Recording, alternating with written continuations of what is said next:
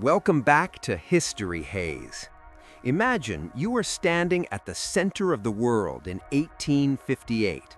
London is the undisputed capital of a global empire, a sprawling masterpiece of soot, gaslight, and industrial ambition. Steamships clog the ports, and the wealth of nations flows through its streets. But as you walk toward the River Thames, the prestige vanishes, replaced by a physical, eye-watering, world-ending stench. This wasn't just a bad smell.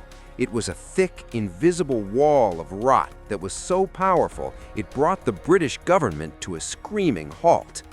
This was the summer of the Great Stink, the moment a superpower realized it was drowning in its own success. To understand the haze of 1858, you have to understand the anatomy of a Victorian disaster. For centuries, London had treated the Thames as a paradoxical resource. It was the city's primary source of drinking water and its only official sewer. By the mid-19th century, the population had exploded to nearly 3 million people. The Industrial Revolution had brought the flush toilet to the masses, but there was nowhere for the waste to go except down. The Thames had transformed from a river into a slow-moving, black, bubbling soup of human waste, animal carcasses, and industrial chemicals. It was a 2,000-year-old toilet that hadn't been flushed once. Then came the heat.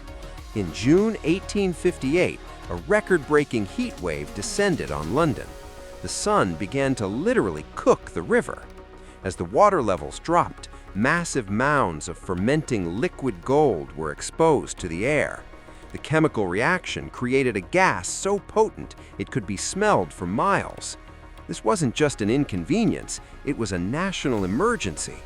But the real terror wasn't the smell itself, it was what the Victorians thought the smell was doing to them. At the time, the leading medical minds believed in miasma theory. They thought diseases like cholera and typhoid weren't carried by water, but by bad air. To the Victorian mind, the Great Stink was a sentient, invisible killer. Every breath of that rotting air was seen as a death sentence.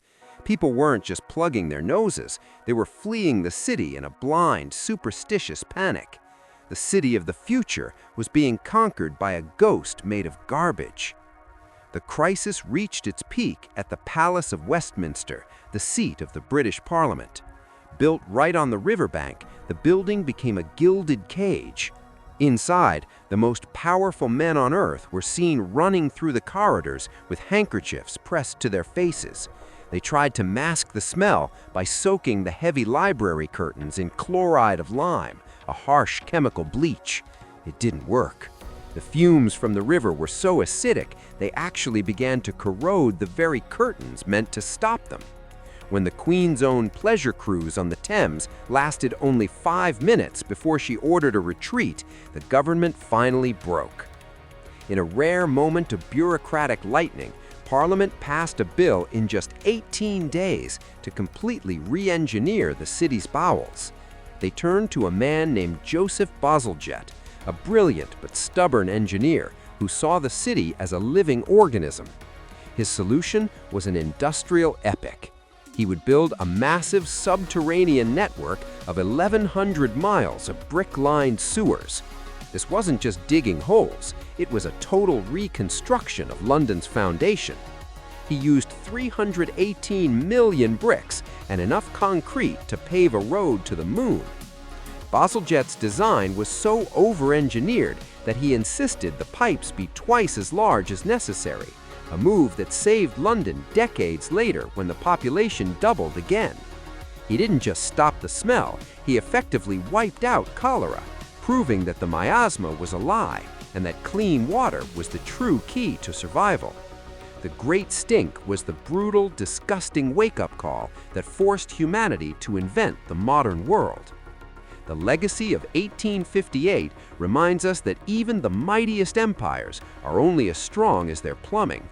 It took a summer of total olfactory horror to prove that industrial ambition means nothing if you can't manage the waste it leaves behind. If you enjoyed this dive into the grittier side of the haze, hit that like button and subscribe.